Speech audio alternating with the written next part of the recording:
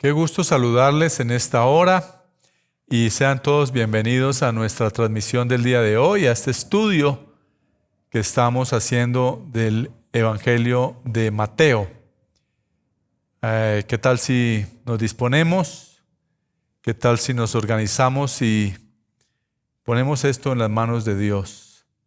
Padre, te damos gracias por darnos esta oportunidad de volver a reunirnos a través de estos medios, de este canal, Señor, que nos has provisto.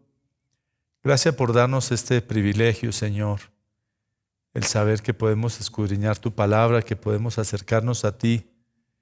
Espíritu de Dios, queremos contar con la guía y con tu dirección, que nos enseñes, que nos hables, que te reveles a nuestras vidas, que tengas misericordia como la tienes cada día, Señor. Te damos muchas gracias en este momento, Señor, y en tus manos preciosas hoy nos ponemos, Señor. A tu disposición estamos para que tú seas el que estés guiando y dirigiendo este tiempo, Señor. Háblanos y que nuestros corazones estén abiertos. En el nombre de Jesús. Amén. Bien, entonces, bienvenidos nuevamente. Qué bueno que nos podemos reunir a través de nuestro canal. Y hoy continuamos en nuestro estudio en el capítulo 18 de Mateo. Y comienza allí con un título en mi Biblia que dice ¿Quién es el mayor? Este texto también está relatado por el evangelista Marcos en el capítulo 9, desde el verso 33 hasta el verso 37. Y también lo relata Lucas en el capítulo 9, versos 46 al 48. Comienza diciendo Mateo capítulo 18 en el verso 1, dice: En aquel tiempo los discípulos vinieron a Jesús diciendo: ¿Quién es el mayor en el reino de los cielos? Aquí tenemos a los discípulos del Señor en medio de una discusión por quién sería o quién tendría el lugar más prominente en el reino de los cielos. Es la pregunta con la que ellos se acercan allí. El relato paralelo que está en el Evangelio de Marcos nos ilustra un poco más cómo sucede este asunto. Marcos 9, verso 33 dice: Y llegó a Capernaum, y cuando estuvo en casa, les preguntó: ¿Qué disputabais entre vosotros en el camino? Mas ellos callaron, porque en el camino habían disputado entre sí quién había de ser el mayor. Y esto habla mucho del corazón del ser humano, esto habla mucho del corazón del hombre. Y no es casualidad tampoco que aquí salga a relucir el corazón de estos discípulos que pues todavía ellos estaban en su proceso de formación y de crecimiento. Todavía ellos estaban en esa etapa de enseñanza, de aprendizaje. Hemos visto en varias oportunidades ya a lo largo cómo ellos, aún en muchas circunstancias, todavía como que no habían aprendido la lección. Y aquí están ellos preguntando sobre algo que les estaba inquietando a ellos. Y sabe que hay algo que es propio del corazón del ser humano, y es que hay una ansiedad de poder.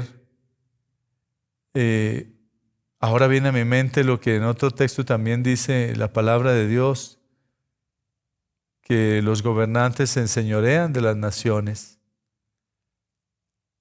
Y la verdad que hay ese deseo de estar por encima del otro, ese deseo de estar queriendo tener el dominio y el control.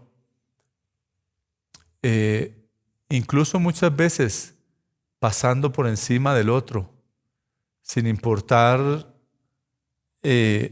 a quién se lleve por delante, pero es la condición que vemos hoy también. Pero esa era la situación de los discípulos. El Señor, en su omnisciencia, Él sabía que ellos venían en sus conversaciones, Él sabía que estaban, qué tipo de conversaciones eran las que ellos tenían. Pero imaginémonos por un momento como en esa escena, como en ese trayecto en el que van ellos allí discutiendo y pensando, y tal vez alguno diciendo, no, yo creo que voy a ser yo el mayor, y poniendo todos los argumentos posibles por los cuales debía merecer ser tenido en cuenta y ocupar una posición prominente en el reino de los cielos, como lo manifiestan ellos allí. Entonces, usted puede imaginarse allí cada uno dando sus propias opiniones y sus apreciaciones por qué ellos debían ser tenidos en cuenta cada uno, y tal vez hasta poniendo todos los argumentos de acuerdo también a las experiencias que habían tenido con el Señor y todos los sucesos que habían podido tener. Cada uno tal vez tenía argumentos. Incluso hasta Judas, yo creo que dijo, no, pues yo soy el que manejo las finanzas, tal vez es el que debo estar allí de primeras. Pero es importante que podamos entender aquí que ellos, por estar tan preocupados en estas cosas, por estar como afanados en esta condición, pues estaban perdiendo de algo maravilloso, y era disfrutar de la presencia de Jesús, de saber que están al lado del Maestro, al Hijo de Dios, y no están disfrutando de eso por estar pensando en otras cosas. Y muchas veces nos pasa como creyentes que no podemos disfrutar nuestra vida cristiana porque estamos pensando en otras cosas, nos embargan otros pensamientos, nos embargan otras cosas totalmente contrarias, que son muy terrenales, muy de este mundo. Y tal vez es lógico pensar en esa apreciación de ellos también, porque ellos todavía no tenían claro tampoco cómo era que iba a ser ese reino de Jesús. Ellos tal vez estaban pensando que iba a ser establecido muy pronto allí en la tierra, y quién sabe qué tipo de pensamientos estaban ellos allí manteniendo.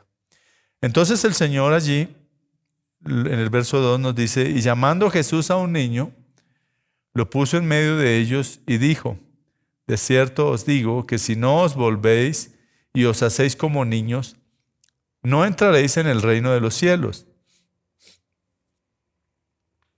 Así que cualquiera que se humille como este niño, ese es el mayor en el reino de los cielos.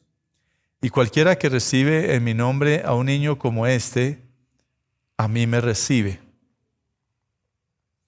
Entonces aquí Mateo nos está ilustrando que el Señor Jesús toma a un niño y lo pone en medio de ellos, y les dice que si ellos querían llegar a ser grandes en el reino de los cielos, tenían que volverse como un niño. Aquí Jesús toma a un niño para decirnos que la verdadera grandeza en el reino de Dios radica en volvernos como un niño. Mateo nos muestra aquí 3 condiciones que todo hijo de Dios debiera tener, debiera cumplir. La primera cosa es la inocencia. Verso 3 dice allí, y dijo, de cierto os digo que si no os volvéis y os hacéis como niños, no entraréis en el reino de los cielos. Tal vez la principal característica de un niño es su inocencia.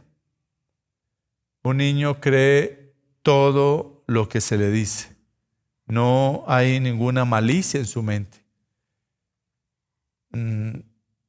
Y estamos hablando de la infancia de aquel entonces, porque tal vez si miramos la infancia de hoy día, tal vez no es tan comparable. Tal vez ya tenemos niños muy pequeños a muy temprana edad con mucha malicia, contaminados por muchas cosas que están a su alrededor. Esto nos ayuda también a comprender de fondo lo que el Señor quería decir con esto. Y aquí precisamente cuando el Señor está hablando de esta condición, es importante que entendamos que es muy necesaria que tengamos esa inocencia. Y eso es producto de lo que sucede en la persona cuando recibe al Señor en su corazón. En el Evangelio de Juan nos ilustra la palabra de Dios cuando tiene un encuentro especial con Nicodemo. Y allí el Señor Jesús habla preciso de lo que es el nuevo nacimiento. Entonces, cuando no se tiene esa inocencia de la que hablamos del niño, difícilmente una persona en esa condición no va a poder creer al Evangelio, no va a poder recibir el Evangelio. Hoy lamentablemente la gente cuestiona mil cosas, porque nosotros creemos al Evangelio es por fe, creemos a Jesús por fe, recibimos a Cristo es por fe. Y eso la palabra de Dios es clara en este aspecto. Y muchas personas hoy en día no creen al Evangelio precisamente porque están llenas de prejuicios. Tienen argumentos en su cabecita, su cabeza está llena de tantas cosas. Están tan acostumbrados a ver las cosas a su manera. Cuando se les habla de la palabra de Dios, cuando se les presenta a Jesús, lo rechazan. Porque no quieren renunciar a sus creencias, porque quieren mantenerse aferrados a aquellas cosas que tal vez se han vuelto cruciales para sus vidas. No importa que esto no les beneficie, simplemente están arraigados a eso. Entonces, para poder entrar en el reino de Dios, es necesario creer. Y si no nos volvemos como niños, esos niños que creen, porque esa era una condición de muchos años atrás de un niño, jamás vamos a poder ver a Dios, jamás vamos a poder entender y vamos a poder recibir a Cristo porque lo recibimos por fe, como hemos dicho. No va a poder ser salva una persona que no vuelve a ese estado. Y el libro de Hebreos en el capítulo 11, en el verso 6 dice: pero sin fe es imposible agradar a Dios, porque es necesario que el que se acerca a Dios crea que le hay y que es galardonador de los que le buscan. Entonces aquí nos está hablando precisamente la palabra de Dios, el escritor a los Hebreos, que sin fe no podemos agradar a Dios. Necesitamos creer para podernos acercar a Dios. Y ese es uno de los problemas tremendos en la tierra en este tiempo.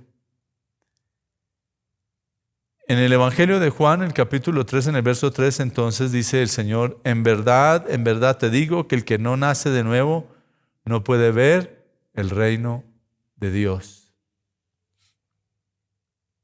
Esto es lo que está diciendo aquí el Señor Jesús en el encuentro que tenía con Nicodemo, como lo manifestaba hace un momento. Entonces aquí lo que el Señor está enfatizando precisamente es ese nuevo nacimiento. Hay algo que ellos tienen que entender y algo que tiene que entender la humanidad, y es que antes de pensar en una posición, pues pensemos en estar en el lugar. ¿Cómo podemos ser parte del reino de los cielos? Más que la posición es que podamos ser parte del reino de los cielos. Y para ser parte, la única manera es que tengamos un nuevo nacimiento. Que podamos recibir a Cristo en nuestro corazón. Que Cristo sea real en nuestras vidas. Es la única manera. No hay ninguna otra manera. Viene a mi memoria lo que dice Hechos en el capítulo 4, en el verso 12, dice: y en ningún otro hay salvación, porque no hay otro nombre dado en los cielos que podamos ser salvos. Es importante que nosotros entendamos que Jesucristo es ese mediador. Jesucristo, Él mismo dijo: yo soy el camino, la verdad y la vida. Nadie viene al Padre sino por mí. Entonces, es importante que nosotros entendamos eso, que nos tenemos que convertir como niños, en el sentido en que tenemos que nacer de nuevo. Cuando una persona nace de nuevo, comienza a vivir espiritualmente como un niño. La segunda cosa también que Mateo nos quería hablar aquí es la humildad, hablando de ese niño que está haciendo referencia allí. El verso 4 dice: así que cualquiera que se humille como este niño, ese es el mayor en el reino de los cielos. Entonces aquí la humildad es una característica también importantísima que debemos destacar en aquellos ciudadanos que queremos ser parte de ese reino de Dios. La palabra de Dios nos habla que ningún altivo, orgulloso, arrogante puede agradar al Señor. El salmista escribió Salmo 138 en el verso 6. Dice: porque Jehová es excelso y atiende al humilde, mas al altivo mira de lejos. Un niño no tiene de qué jactarse, no tiene de qué ufanarse. Un niño está viviendo su mundo y no está con algún otro tipo de pretensiones. Es una persona que es sincera en todas sus intenciones.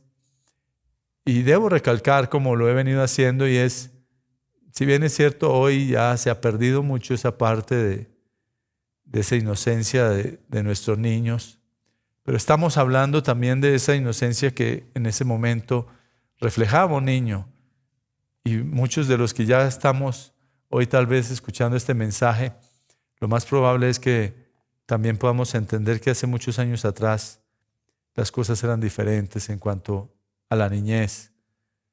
Hoy día, lamentablemente, muchos adultos están corrompiendo, están destruyendo a tantos niños con tantas cosas. Aquí nos podríamos quedar tal vez disertando sobre este asunto también. Pero yo creo que lo importante es que podamos comprender el contexto de lo que estamos diciendo. Y por esta razón Jesús precisamente nos dice que debemos renunciar a nuestros deseos de superioridad, esos deseos de orgullo, y que por el contrario tengamos esa humildad, seamos sencillos como un niño. Tal vez una de las cosas importantes es que sin esta condición no vamos a poder ser parte del reino de los cielos. Una persona que es orgullosa le va a costar trabajo reconocer que es pecador. Le va a costar trabajo reconocer que se ha equivocado, que falla. Una persona orgullosa no le va a costar reconocer y le va a costar humillarse delante de Dios. Porque siempre está pensando en su ego, siempre está pensando en sí mismo. Y la tercera, que si no recibimos a un niño en su nombre, jamás lo recibiremos a él. Verso 5 dice: y cualquiera que reciba en mi nombre a un niño como este, a mí me recibe. En el tiempo de Jesús, en este primer siglo en el que el Señor hace aparición aquí en la tierra, las mujeres, los niños, en primer lugar, que es los que estamos hablando hoy, pero también las mujeres, tenían cierto grado de discriminación en aquella sociedad. De alguna manera eran menospreciados. Prácticamente el hombre adulto era el que tenía como relevancia dentro de aquella sociedad. Pero la mujer era relegada, así como también los niños. No se les daba ese trato humano que debiera ser y el mismo propósito y plan de Dios diseñado, sino en esas creencias de aquel tiempo tenían esa llamémosle, discriminación. Podemos recordar que en alguna ocasión la palabra de Dios también nos registra cómo los discípulos no querían que los niños se acercaran a Jesús. Buscaban la manera de impedírselo para que ellos no se acercaran, porque era mal visto. Era mal visto que un niño importunara, que un niño estuviera allí buscando a un adulto en alguno de estos momentos también especiales, porque para los adultos era como esos momentos especiales, como esas tertulias, como esas reuniones que ellos hacían, eran como esos espacios especiales que ellos se reservaban y no querían ser importunados por nadie. Y el Señor tuvo que reprender a los discípulos en esa oportunidad. Y vamos a leer lo que nos dice en el mismo Evangelio de Mateo, en el capítulo 19, versos 13 al 15.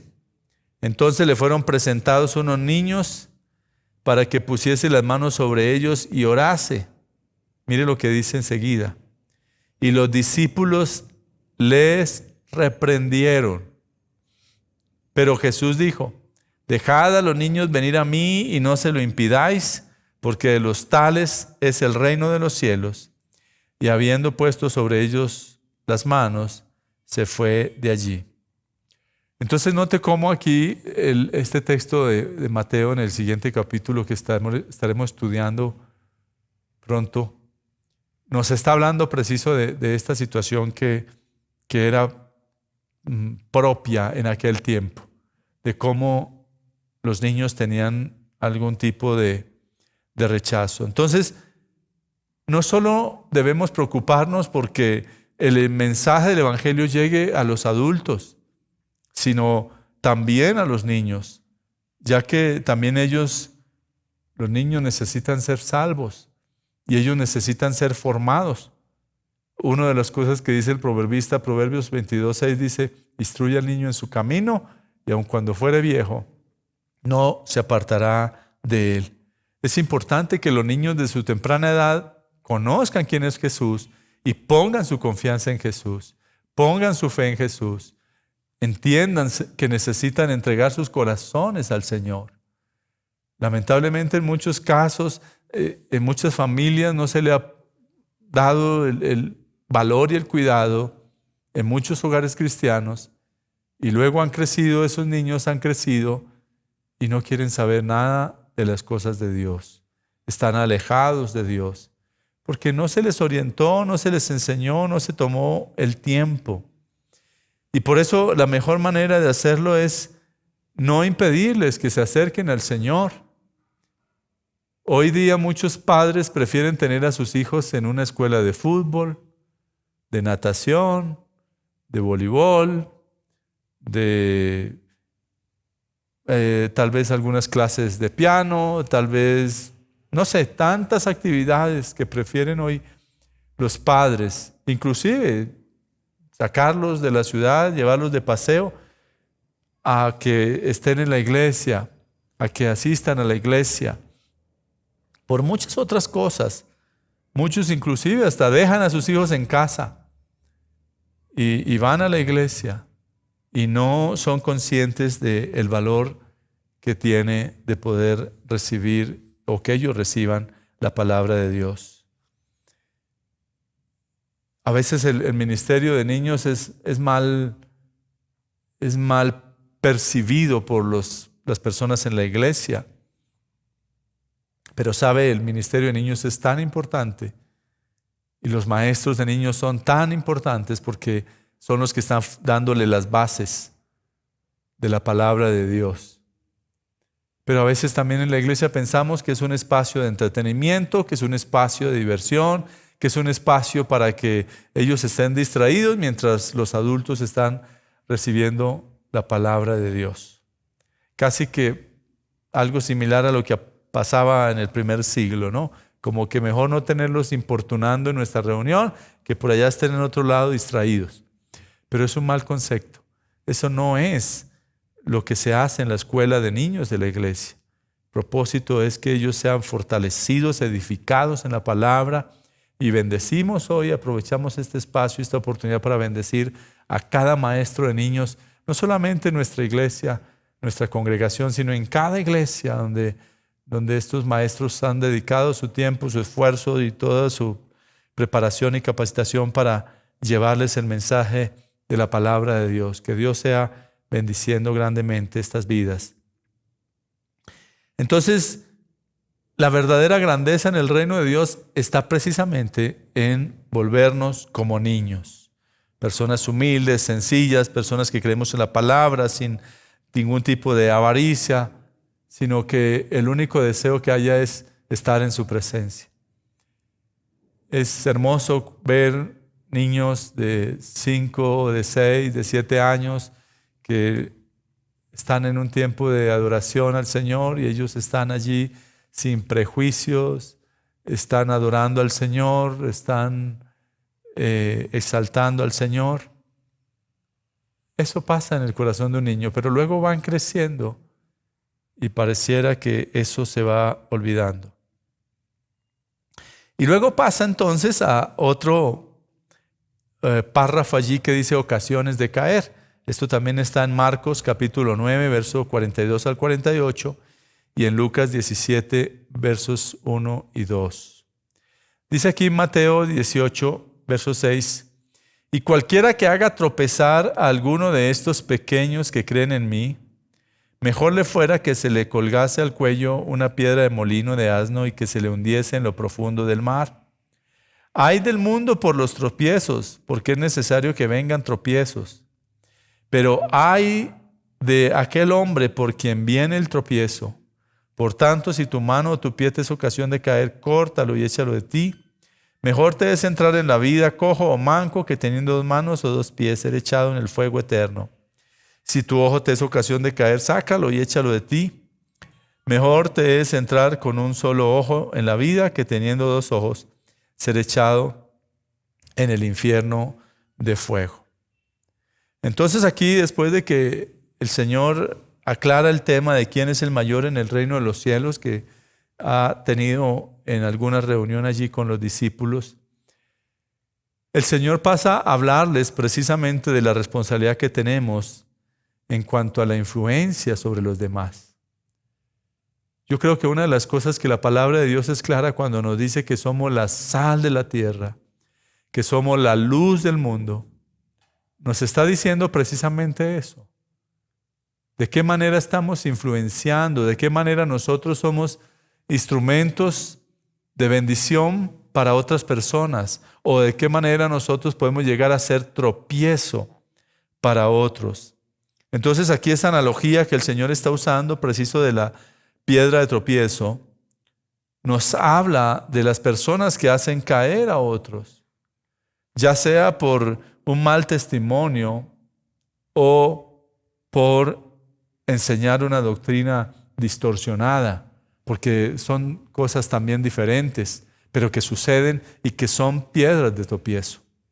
Una persona, cuando recibe un mal testimonio, y más cuando comienza diciendo aquí la palabra de Dios en el primer verso que leímos de este párrafo, el 6, dice, y cualquiera que haga tropezar a alguno de estos pequeños que creen en mí. Y estos pequeños, la palabra de Dios cuando está hablando de estos pequeños aquí, uno de estos mensajes es esas personas que son nuevas, que están recién, porque es un nuevo nacimiento, recordemos. Entonces es un bebé, es una persona que apenas está en un proceso de comienzo, y por eso es que debemos tener mucho cuidado con eso. Y por eso no podemos y debemos tener mucho cuidado con qué cosas hablamos nosotros respecto a la doctrina, porque a veces por desconocimiento también hablamos cosas que no son correctas y esto puede ser un tropiezo. Pero también el testimonio. Cuando no damos testimonio, cuando nuestra manera de vivir, cuando nuestra manera de hablar, de actuar, pues no coincide con lo que decimos ser. Si somos hijos de Dios y decimos ser cristianos, pues somos esa sal, somos luz. Y por supuesto también debemos ser testimonio. Y Jesús precisamente, hablando de esta falta de ser piedra de tropiezo, lo considera como algo tan grave que sería mejor morir o perder un miembro del cuerpo. Versos 8 y 9 dice: por tanto, si tu mano o tu pie te es ocasión de caer, córtalo y échalo de ti. Mejor te es entrar en la vida cojo o manco que teniendo 2 manos o 2 pies ser echado en el fuego eterno. Si tu ojo te es ocasión de caer, sácalo y échalo de ti. Mejor te es entrar con un solo ojo en la vida que teniendo 2 ojos ser echado en el infierno de fuego. Y por supuesto que esto no es literal, porque si no la iglesia estaría llena de cojos, de tuertos, de mancos. No es literal lo que el Señor está diciendo aquí. Es importante que lo entendamos, que lo veamos como una analogía que no puede ser tomada literalmente. Pero Jesús usa estas imágenes para que nosotros veamos la seriedad del asunto, para que le demos la importancia que esto merece, para que le pongamos la seriedad que requiere, y hace ver que Dios está en el asunto, que Dios está pendiente de estas cosas. Y el Señor nos dice que por cada palabra y acto que nosotros vamos a tener que dar cuentas a Dios. Y el apóstol Pablo ratifica estas cosas también en el libro de Romanos, en el capítulo 14, versos 12 y 13, dice: de manera que cada uno de nosotros dará a Dios cuenta de sí, así que ya no nos juzguemos más los unos a los otros, sino más bien decidid no poner tropiezo u ocasión de caer al hermano. Fíjese que el apóstol Pablo, años más adelante, también está manifestándose al respecto y diciendo de lo importante que es que Dios, por un lado, que Dios nos va a pedir cuentas, pero también que no seamos ocasión para tropiezo de otra persona.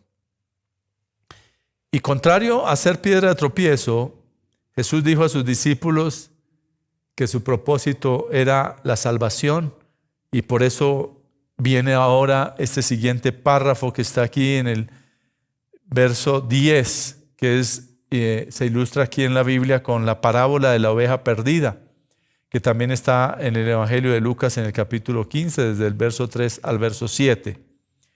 Y dice allí esta parábola: mirad, verso 10, Mateo 18:10, mirad que no menospreciéis a uno de estos pequeños, porque os digo que sus ángeles en los cielos ven siempre el rostro de mi Padre que está en los cielos.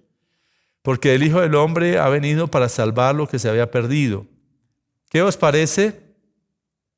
Si un hombre tiene 100 ovejas y se descarría una de ellas, ¿no deja las 99 y va por los montes a buscar la que se había descarriado? Y si acontece que la encuentra, de cierto os digo que se regocija más por aquella que por las 99 que no se descarriaron. Así, no es la voluntad de vuestro Padre que está en los cielos que pierda uno de estos pequeños. Aquí Jesús vuelve a utilizar una práctica muy común para transmitir su mensaje, para transmitir su enseñanza. Y por supuesto que este era un oficio propio de esta región, y en el tiempo en que el Señor viene, el tema de el pastoreo de las ovejas. Y el Señor hace esa comparación también aquí, precisamente para que entendamos. Esto era algo común en esa época y era conocido por todo el pueblo, por todo el mundo. Era cuando se les hablaba de este asunto, para nadie era algo extraño. Dios mismo en muchas oportunidades, inclusive desde el Antiguo Testamento, Dios se presentaba como el pastor de sus ovejas.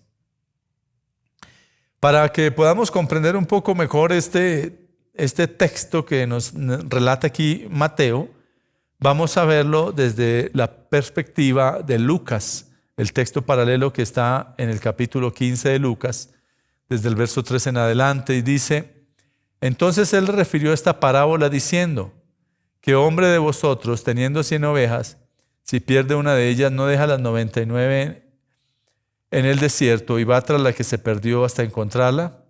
Y cuando la encuentra, la pone sobre sus hombros gozoso. Y al llegar a casa, reúne a sus amigos y vecinos, diciéndoles: gozaos conmigo, porque he encontrado mi oveja que se había perdido. Os digo que así habrá más gozo en el cielo por un pecador que se arrepiente que por 99 justos que no necesitan de arrepentimiento. Jesús comienza esta parábola acá desde la perspectiva de Lucas, de la oveja perdida, preguntando: ¿qué hombre hay, en el verso 4? ¿Qué hombre de vosotros, teniendo 100 ovejas, si pierde una de ellas, no deja las 99 en el desierto y va tras la que se perdió hasta encontrarla? De esta manera comienza el Señor. Y lo que Jesús nos enseña es que todo buen pastor, hablando, aquí no está refiriéndose al oficio pastoral de hoy en la iglesia, está refiriéndose al oficio pastoral del cuidado de las ovejas, trasladado a la responsabilidad que tenemos hoy todo cristiano, todo creyente. Y aquí dice que ese buen pastor, ese pastor que es consagrado, ese hombre que está ahí al cuidado de esas ovejas, pues al saber que su oveja está perdida, lo que va a hacer es ir a buscarla. Incluso dejando las 99. El relato que nos habla aquí nos pone en ese ejemplo. Va a buscar esa descarriada. Y el significado principal de esta parábola es precisamente ese gozo que hay en el cielo cuando se encuentra a un pecador perdido y éste viene a los pies del Señor. Ahí en el verso 7 nos narra del verso 15: os digo que así habrá más gozo, del capítulo 15 de Lucas. Os digo que así habrá más gozo en el cielo por un pecador que se arrepiente que por 99 justos que no necesitan de arrepentimiento. En el Evangelio de Juan, el Señor dijo lo siguiente, Juan capítulo 10 en el verso 11: yo soy el buen pastor da su vida por las ovejas. Entonces, nos está diciendo que cuando una persona es reconciliada con Dios, cuando esa persona recibe a Cristo en su corazón, pues allí hay una tremenda fiesta en los cielos, hay gozo en el cielo cuando esa persona es restaurada y se vuelve al Señor. Esta parábola entonces de la oveja perdida enseña cosas muy importantes para nuestra vida cristiana que vamos a mirar a continuación. Primero, enseña que Dios no desprecia a ninguna persona. Y yo creo que eso es muy claro para nosotros. La palabra de Dios nos dice que Dios no hace acepción de personas. El Señor murió por todos nosotros. La muerte de Jesús no fue por unos pocos. El Señor murió por todo el mundo. Y la salvación está abierta para todo el mundo. Aquí no hay acepción. Muchas veces como seres humanos la gente menosprecia, la gente desprecia a las personas, las rechaza por muchas razones. La gente rechaza por la condición económica, por su raza, por su nacionalidad, por si es alto, por si es bajito, por si es gordo, por si es flaco. Por muchas razones, hoy la gente rechaza. En el caso de Jesús, no es así. Las puertas están abiertas para todo el mundo. Todo el que quiera aceptar y recibir a Cristo y tener ese regalo maravilloso de la salvación, pues puede hacerlo. Entonces, sin embargo, Dios conoce a los suyos y siempre está protegiendo y cuidando. En el Juan 10, capítulo 10, verso 28 dice: y yo les doy vida eterna y no perecerán jamás, ni nadie las arrebatará de mi mano. El Señor tiene control y tiene cuidado de sus ovejas. Y en segundo lugar, enseña que el pastor busca a sus ovejas. Las ovejas dependen completamente del pastor que las alimenta. Ese era el oficio. El pastor era el que iba conduciendo ese rebañito a qué pastos, a qué aguas les acercaba. Él tenía que estar ahí pendiente en ese oficio. Y siempre tenía que estar mirando en qué condición estaban, cómo estaban. Y es lo que hace el Señor. El Señor está en ese compromiso precisamente de proteger su rebaño, de protegernos a nosotros como su rebaño. Y Él siempre va en busca precisamente de aquella persona que es incapaz de acercarse al Señor. Porque saben, no somos nosotros los que buscamos a Dios. Es el Señor el que siempre ha estado buscándonos. Es el Señor el que siempre ha estado mirando la manera de atraernos, de encontrarnos. La oveja no va en busca del pastor. Es el pastor el que hace esa tarea de ir en busca de la oveja. Y eso es lo que hace el Señor con nosotros. Eso es lo que usted y yo tenemos que comprender. En tercer lugar, enseña que debemos aprender de la actitud del buen pastor. Frente a las personas que están sin Cristo, a los inconversos, a los que aún no son creyentes, podemos adoptar diferentes actitudes como cristianos. Y muchas veces somos indiferentes. Muchas veces no nos preocupamos por ellos, simplemente nos preocupamos por nosotros, de cómo estoy yo,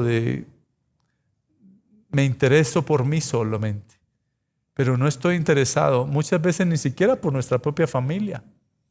Tenemos actitudes indiferentes.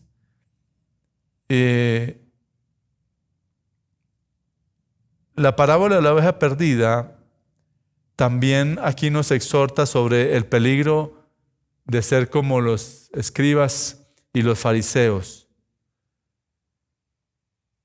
Los escribas y los fariseos estaban en esa actitud, ¿no? Más que de fisgonear, de cuestionar, de cualquier otra cosa, menos que de verdad buscar agradar a Dios, de verdad hacer su voluntad, de verdad escuchar los mandatos que Dios tiene para nuestras vidas. Y el trabajo y la tarea nuestra como creyentes precisamente consiste en eso, en que nos esforcemos a compartir el mensaje de salvación, a hablar la palabra de Dios. Que esto no sea una cuestión que para nosotros sea como algo que no tiene que ver con nosotros, sino que de verdad nosotros entendamos que necesitamos compartir la palabra de Dios. En Lucas 19, verso 10 dice: porque el Hijo del Hombre vino a buscar y a salvar lo que se había perdido. Mateo 14:14 dice: y saliendo Jesús vio una gran multitud y tuvo compasión de ellos y sanó a los que de ellos estaban enfermos. Juan 10:16 nos dice: también tengo otras ovejas que no son de este redil, aquellas también debo traer y oirán mi voz, y habrá un rebaño y un pastor. Entonces este mensaje de la parábola de la oveja perdida nos invita a una importante reflexión que sería bueno que hoy nos hiciéramos, y debemos preguntarnos cuál ha sido nuestra actitud hacia todas aquellas personas que están sin Cristo? ¿Qué actitud estamos teniendo? Y yo creo que cada uno deberá responderse muy personalmente. Muy bien, mis hermanos, vamos a dejar hasta aquí. Dentro de 8 días, Dios mediante, vamos a continuar este estudio del Evangelio de Mateo en el capítulo 18, y la segunda parte la tendremos la próxima semana. Señor, te damos gracias. Gracias por darnos estas lecciones tan valiosas, tan importantes que tú dejaste en tu palabra, Señor, para nuestra formación, nuestra edificación, nuestra enseñanza. Pero ayúdanos, Señor, para que eso sea tan real para nosotros, para que lo apliquemos, para que, Señor, tu palabra se vuelva vida en nuestras vidas, Señor. No tiene sentido tu palabra, Señor, si no nos apropiamos de ella. Por eso ayúdanos, Señor, para que todo esto que hemos aprendido, Señor, lo podamos poner en práctica en nuestro diario vivir. Te damos gracias y te bendecimos, Señor. Amén. Que Dios me los bendiga, mis amados.